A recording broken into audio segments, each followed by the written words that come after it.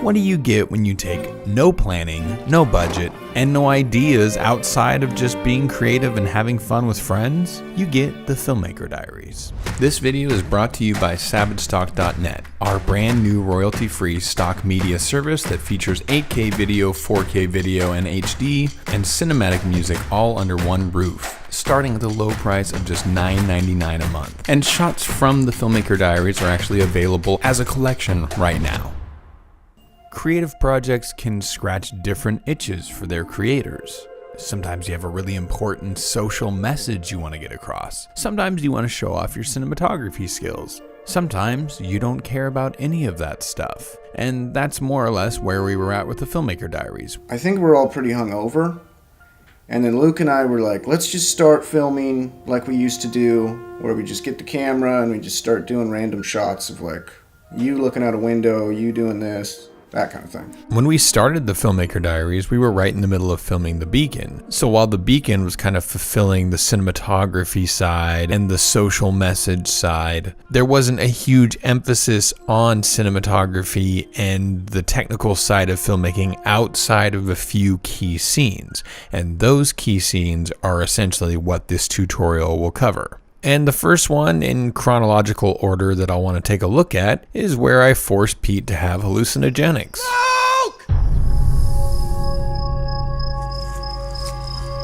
Pete, you're doing a great job. Yeah, and Luke's really proud of you. Yeah, we're all really proud of you. I don't even know what the movie's supposed to be about. I think it should be based in reality. In this one continuous take, Pete walks up to the camera pans around, and he has a conversation with different versions of himself. To pull this off, we used a motorized pan tilt head. I bought this off Amazon.com, and the link is in the description of the video. For this shot, I had the camera going pretty fast, and I had it do a 720 degree view, meaning it started on the original Pete, went all the way around twice, and then ended on him. Keep going. Okay, and go.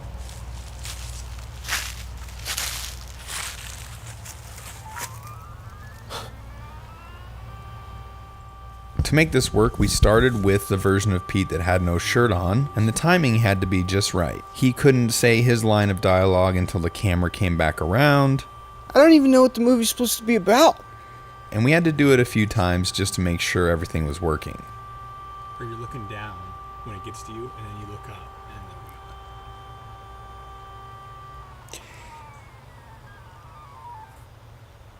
Once we did one take, I'd simply return the pan tilt head back to the starting position, and since the speed was the same in all 4 takes, Pete simply put his shirt back on, got into position, and then said his line of dialogue for each character. Pete, you're doing a great job. Should be based in reality.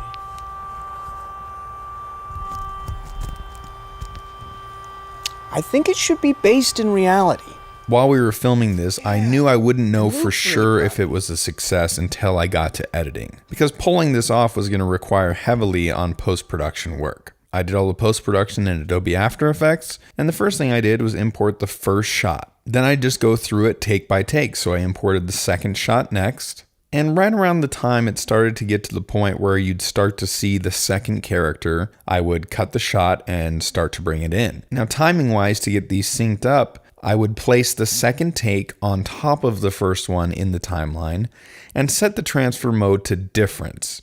This is a great way to be able to move this top second shot around and get it so that the timing is synced up, and you can see in the background, when I get it close, you can see the trees and all this stuff will line up and it'll get kind of dark. That means that there's not much difference between the 2 shots. Trees in the background, they're all right on time. So once I had the timing set up, I'd turn the transfer mode back to normal, and I'd draw a mask around the second version of Pete. I'd feather this fairly heavily, and I would animate the mask from when he came into the shot on the right to when he exited the shot on the left. Then I simply did the same thing for the next 2 shots. The third version of Pete, I would add on top, set it to difference, line it up so that the timing is pretty much identical, draw a mask, feather it, Same thing for the next one. Then I would have to repeat the process all over again when it got back around to the first version of Pete, and do that again. So basically I had to do this 8 times. The only thing that was different is I didn't necessarily have to match up the timing, I just had to reanimate the masks. We also shot this on the Tokina 11-16 to give a really wide, trippy effect. Once I was all done with that, I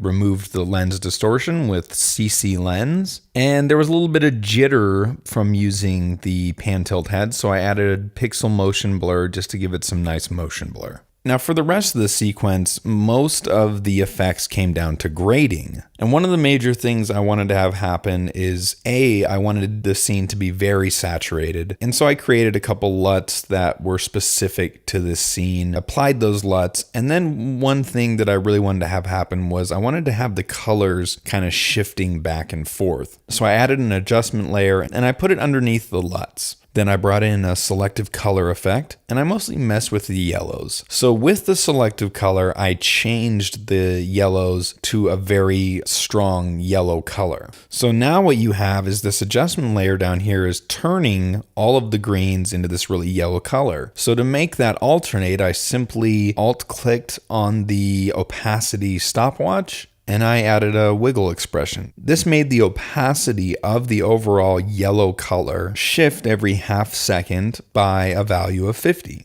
So as the opacity of this yellow color goes out, it brings out the green colors. And you can see over time, this adds a pretty weird effect. I also added a glow effect, and I added a wiggle expression to the glow intensity of that. And then one final thing, I wanted to have the effect of when you see stars, when blood rushes to your head, I wanted to kind of have that effect coming in and out of the image. So I added a solid, and then I went through the creative backgrounds and the animation effects that come stock with Adobe After Effects. And I found one that kind of had the organic look that I was going for. Then I drew just a circular mask, set it to subtract, feathered it quite a bit, and then I did a wiggle keyframe for the mask expansion, and as well as the opacity, just so that this effect kind of creeps in and out of the image from the corners, almost like in a video game when your character's low on health, and they add this sort of like bloodshot eye effect, sort of seeping into the center of the image.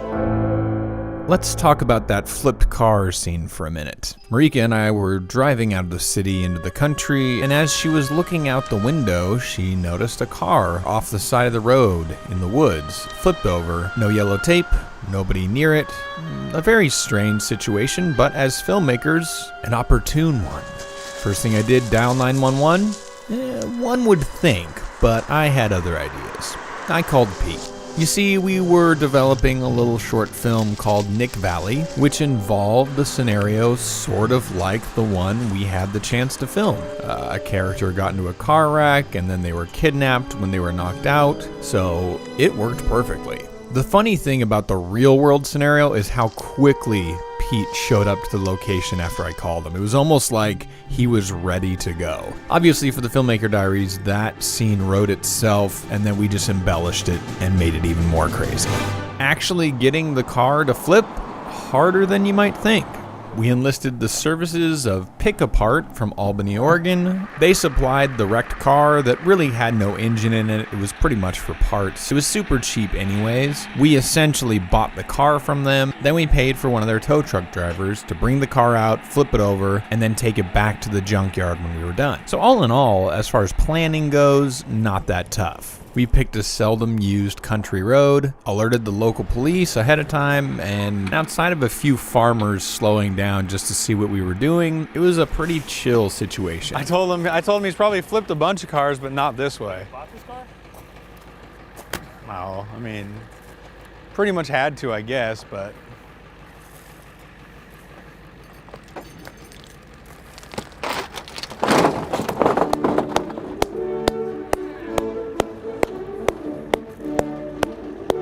Yeah, it's enough room for people to get around. Okay, so. This is, your glass. Well, just get your butt up in there and then do the seatbelt. Is it locked? Okay. Okay, For cinematography, I really wanted a moving camera with a long lens. We wanted this to feel like a Michael Bay movie. So I enlisted the help of Joe Nanoski, a longtime collaborator and fan of our channel, because he is very, very talented with a glide cam. He doesn't use a gimbal, he uses the traditional old school glide cam. And when you combine that with the GH5 and the lens that has stabilization, we were able to get some amazing shots. The stuff from the scene is on a 100mm lens, which is a 200mm equivalent on the Micro Four Thirds sensor. So that just shows you the skill of Joe Nanoski, cinematographer. Check out his channel. For the explosion, I used some assets from Action VFX, who in my opinion have the best explosion and action assets out there. They film them on the Red, they have them in 4K, and they're pretty cheap. I think they're like $10 a shot.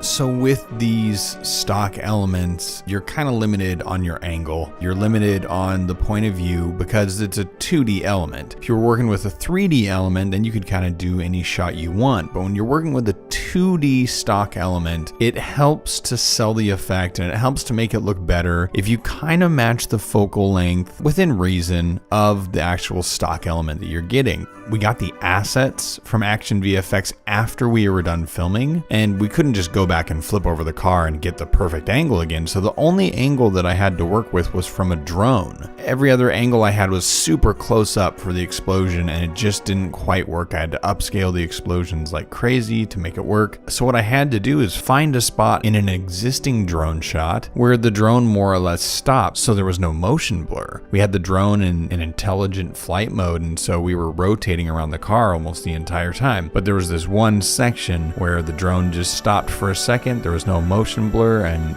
that was my still frame. So the first thing I did is clone stamped out everybody in the shot, and I had to place Marika and I behind the car, and we didn't have a drone shot of us in that location. So what I had to do is go to a different area of that drone shot, cut me out, and then cut Marika out and actually place us behind the car. So, you know, a lot of Photoshop work just to get all the actors in their right position, essentially. Now that's kind of like the stage is set, so next thing I did is just start dropping in elements. For the smoke, I sped up the video a little bit just because I wanted that fast burst of smoke, and this stock element that I had was kind of a slow smoke plume, more for like a big fire. So I sped it up quite a bit and then added some motion blur just so it looked like the smoke was shooting out of the car with the explosion. Then it just kind of came to compositing, adding heat distortion, adding an exposure mask around the car so that when it blows up, the ground around the car gets brighter, and then feathering that out. And then really just a ton of camera shake. And then in the edit, just holding on that shot no longer than I need to, so your eyes can't really focus on any of the shoddy Photoshop work or After Effects work. All in all, I was pretty happy with that visual effects shot, just in that it did what it needed for the story. For the final fight scene on the mountain, we decided to kind of make a day of it and do a hike that we've all wanted to try for a while up on Broken Top Mountain in Central Oregon. The hike itself wasn't too strenuous, but the views that we got at the top were worth anything we put into the hike.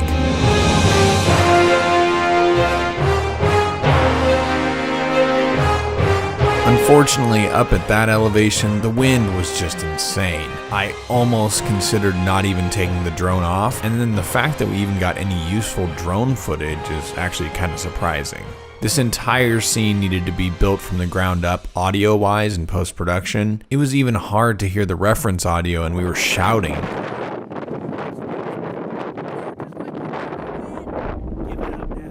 We used some foam rubber prop weapons from newrulefx.com. It doesn't look amazing, but it's a pretty cheap and safe solution. There was quite a few people up on the hike, so at times it was a tad embarrassing. Two grown men fighting with rubber weapons, pretty funny. We rented the Panasonic 100 to 400mm Leica lens, and that was to simulate the perspective of looking through a scope on the sniper rifle. We filmed the sniper scene up on this lookout in Central Oregon, and the location was perfect for what we needed. It had depth, you could see a mountain in the background, but one of the issues that we ran into is that the mountain that we were looking at in these shots looked quite a bit different than the mountain we actually filmed the fight scene on. The mountains in the background with the fight scene had snow and there was multiple peaks, and the one in the location that we used here had no snow and it was a single peak. So just to make things a bit more consistent, I had to track these shots. And then I took a reference picture that we got up on the hike and cut the mountains out in the background. And the first thing I did is place those mountains kind of in this scene. Then basically just a little sky replacement work, added some cloud PNG files just using Photoshop brushes. And then with a few of those, I actually added the liquify tool in After Effects and animated it over time so the clouds actually have a little bit of movement in them. I think that just helps sell the effect overall. The second part of the sniper scene I want to talk about is the effects that I used on her voiceover to sound like it was coming out of a radio. I see it. You're coming up on the cave now. I added a high pass filter, some distortion, and then the mastering effect. I see it. You're coming up on the cave now. And I actually saved all this into a Premiere Pro preset for you guys. The download link for that file is in the description of this video. Just add that to your presets folder in Premiere Pro, and there you go. You have a decent little preset for getting that radio effect on voiceover. The Filmmaker Diaries wouldn't be possible without the following 4 people, and I want to talk about them individually for a second. Pete Dryden, the best actor among all of us by a long shot, with a natural talent for comedy. A lot of times it was easy for me to just hit record and just let things happen, and that's really something that just can carry a project like this. Do me a favor, check out his awesome photography work, Pete Dryden Photography, on Facebook and Instagram, and also while you're at it, his wife, Jamie Dryden, always helping behind the scenes and pulling off the badass sniper role. Check her out on Instagram as well. Do it.